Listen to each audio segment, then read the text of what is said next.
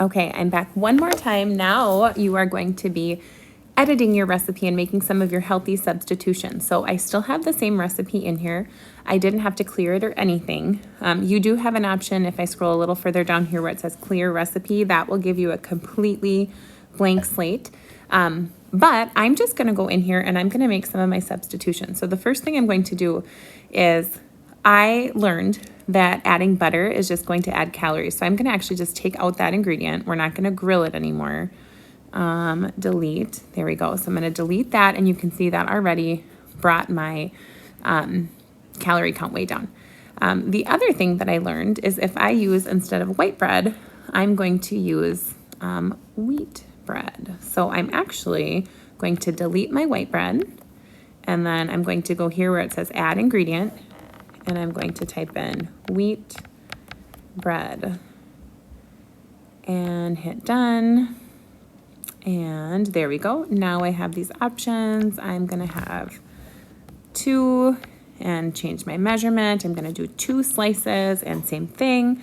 I can go in here and let's say that I'm going to use this homemade whole wheat bread. So I've got 2 slices of homemade whole wheat bread. I'm going to update that.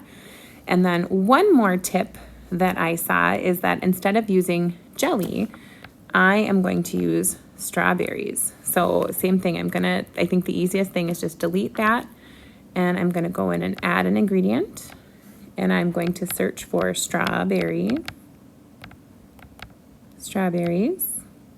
There we go. And so I'm gonna just edit this, strawberries, fresh, raw, plain, and I'm going to use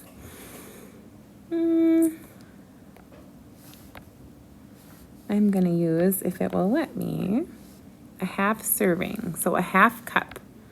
So I'm going to update, there we go. So now I have a half a cup of strawberries, 2 slices of whole wheat bread, peanut butter, and no more of the butter.